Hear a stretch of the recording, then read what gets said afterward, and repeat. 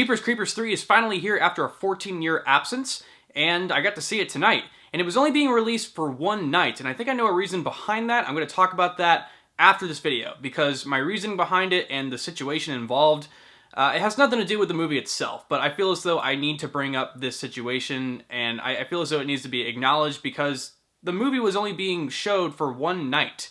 And I think it's going to really affect the movie. And I understand why they did this, but I have to get my thoughts out there. So what I'm going to do is I'm going to review the movie because the movie should just be reviewed by itself.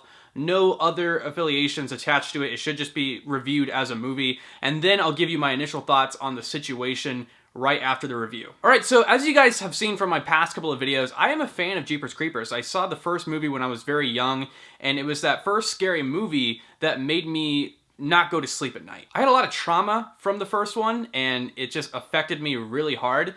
And as an adult, I actually really like it now. It's one of those scary movies that I really appreciate because it was the first scary movie that scared me.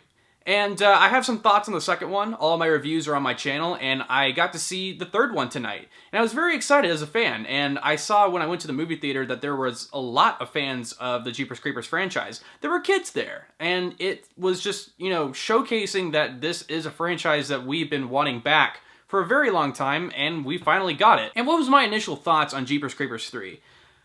I thought it was okay. There's a lot to appreciate from this third installment. There is a lot of callbacks from the first film, and actually a good mention, this is technically Jeepers Creepers 1.5, because this Jeepers Creepers takes place in between the events of the first and second film. So this isn't really technically a sequel, it's kind of like a sequel prequel. It takes place after the events of the first one, on the night of the police attack in the first film. And there's a lot of mentions of very familiar names, and kind of the word that comes to my mind a lot when I'm talking about this movie or thinking about it is appreciation. I appreciate this movie a lot because it could have just been a sequel where we deal with characters that weren't attached to the first one, and it could have just been like characters that were totally unrelated, just new characters having to face the creeper, but that's not the case whatsoever. There are some new characters, but there's actually a lot of callbacks. The sergeant from the first film is back. There's mention of the brother and sister from the first film, and I just really appreciated that they were trying to make this a relevant film in the franchise. There's also more background on the couple that died in 1978, the prom couple that was mentioned in the first film. There is more background on them, and that's explored a little bit more in their family. So it's just very apparent that they are trying to make a sequel that attaches itself to the franchise. It's not just a random sequel with the creeper in it. It's actually trying to attach itself, and I really appreciated that about this film a lot. However, I do feel the quality of the film is a little bland. If I were to compare it to something, I would say that it's a really good direct-to-DVD movie. Very similar to how the Chucky movies are right now, The Curse of Chucky, The Cult of Chucky. It's just a direct-to-DVD movie that just happens to be really good. It's a good B movie, I guess. You can tell that they were kind of low on a budget, but after many years of trying to get this film on the roll, they wanted to make it really badly. But you can tell that their budget is kind of low. There's some FX shots that don't really work out, that have to do with fire and explosions, and you can tell that they're kind of fake. So that kind of just brought me out of the movie a little bit. But for the most part, they work if it was just like a direct-to-DVD movie. But considering I watched this at a movie theater, it didn't really work for me. There's also a lot of over-the-top performances, especially from the sergeant. There's like a plot key that is very pivotal to the story, and for some reason he freaks out and starts smashing this plot key. And it's like, what are you doing, man? Like, why are you freaking out? The main guy who has experience with the creeper, I totally understand. He's kind of like the doctor from the Halloween franchise.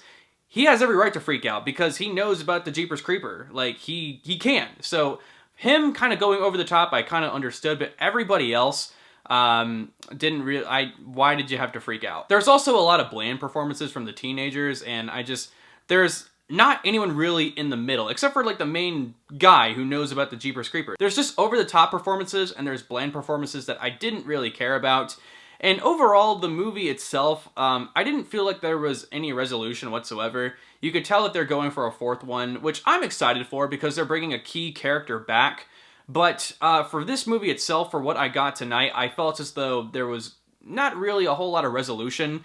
They find out apparently more about the creeper by touching this key plot device, but it's never really mentioned what they know about the Creeper. It's mentioned like, hey, we know this about you, Jeepers Creeper, but it's not mentioned what they know. There's no resolution, and the only thing that's wanting me to go back for the fourth one is the key character that we know is coming back, but besides, like, what we know about the Creeper, you really don't know a whole lot about the Creeper after the movie.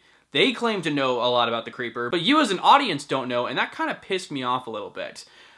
As far as the movie goes, I feel as though it's trying. It's trying really hard, but I think they just didn't have the budget, and I'm gonna get into that after this review. And yeah, that's what I thought of Jeepers Creepers 3. I just thought it was a really good direct-to-video kind of movie, kind of like the Chucky franchise. So yeah, that's my thoughts on the movie. I felt as though it could have been a little better with the acting. That's pretty much what I thought about it. Okay, so let's talk about the controversy with this director, Victor Salva.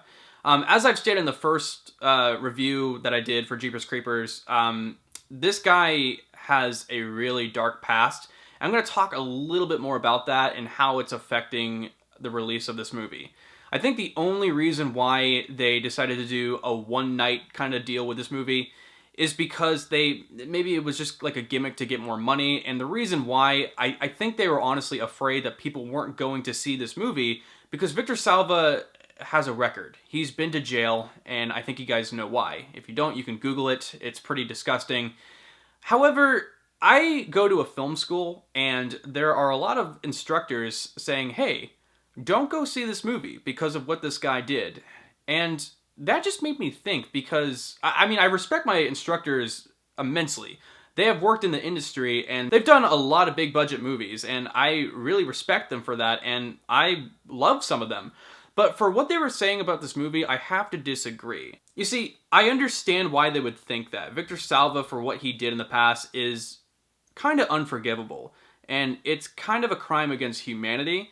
But saying that you don't want to go see a movie because of one guy's mistake is a little harsh. Because there's more than just him working on this movie. It's not just about the director. It's about the actors. It's about the director of photography. It's about the PAs. It's about the gaffers. It's about the grips. It's about everyone working on this movie. And a lot of people put a lot of hard work into this film. And a lot of people are saying, hey, don't go see this movie because the director did this. But guys, it's not just about the director. It's about all these different people that worked on it. And like I said, I went to this screening tonight, and there were kids there. There are a lot of fans of this franchise, and I think they want to see this franchise, like, get another sequel. I would like it to get another sequel, but if you have that mindset that you shouldn't go see a movie because of this kind of opinion, I understand if you don't want to see it, and that's totally fine. I kind of agree with you. But don't tell other people to not see it. That's not okay. You don't have the right to do that. So that's kind of my initial thoughts on the subject at hand. I didn't see this movie to support the director. I saw this movie because I wanted to support the movie, the franchise, and some of the people behind it. Those are my thoughts. So yes, guys, that was my thoughts on Jeepers Creepers 3. Comment down below what you thought of this movie if you've seen it yet. Like the video, share it, and please subscribe to PixelTalk if you haven't yet for more movie reviews, trailer reactions, and gaming content. Thank you guys so much. I'm Corbin Stuckey, and this is PixelTalk.